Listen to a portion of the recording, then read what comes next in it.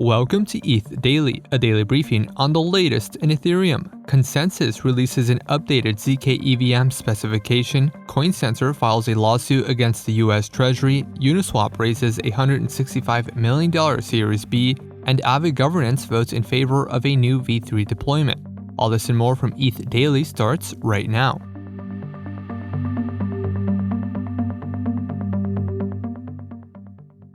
Ethereum infrastructure provider ConsenSys released an updated specification for its EVM equivalent ZK-EVM. The specification aims to achieve execution of unaltered bytecode, 100% opcode coverage, and dApp compatibility. A ZK-EVM allows developers to deploy smart contracts and develop dApps as if they were building on Layer 1. ConsenSys aims to create a general-purpose Type 2 ZK-EVM, which is fully compatible with dApps but made with some differences in data structures to assist proof generation speed.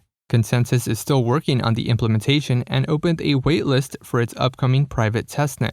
The announcement comes as Polygon's ZK-EVM testnet went live this week. CoinCenter filed a lawsuit in federal court against the US Treasury over OFAC's sanction of Tornado Cash smart contracts. The lawsuit also names Treasury Secretary Janet Yellen and OFAC Director Andrea Gacki as defendants. Software developer Patrick O'Sullivan and Bankless host David Hoffman joined CoinCenter as plaintiffs. The lawsuit claims OFAC did not have regulatory authority to sanction these smart contracts. CoinCenter notes that Tornado Cash users do not engage in transactions with any foreign person or entity or their property. Instead, the privacy tool simply moves a user's own assets from one place to another while remaining in full control of the user. The sanctions also deprive the ability to make private on-chain donations to political causes. CoinCenter initially announced plans to file a lawsuit a week after OFAC issued the sanctions. Coinbase is also funding a separate lawsuit against the agency.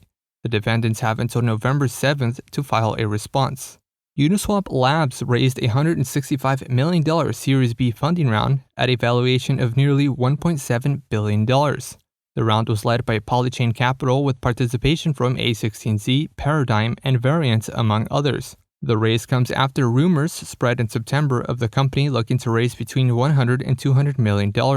The company plans to use the fresh capital to further develop its web app and developer tools. It also plans to launch NFT products and expand its presence on mobile. Since 2018, Uniswap has processed over $1.2 trillion in trading volume.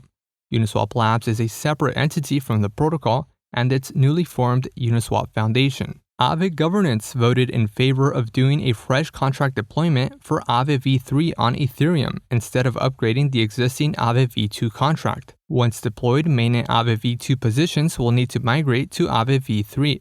Aave v3 is already deployed on Polygon, Avalanche, Arbitrum, Optimism, Phantom, and Harmony. Aave v2 currently holds $4.1 billion in total value locked. And lastly, Ethereum's issuance remains deflationary for the fifth consecutive day. According to data from ultrasound.money, Ethereum supply has deflated by 5.5 thousand Ether over the past 5 days. Ethereum still remains inflationary since the merge, adding a total of 7.5 thousand Ether to its supply. Uniswap currently holds the number one spot for the most burned Ether over the last 24 hours.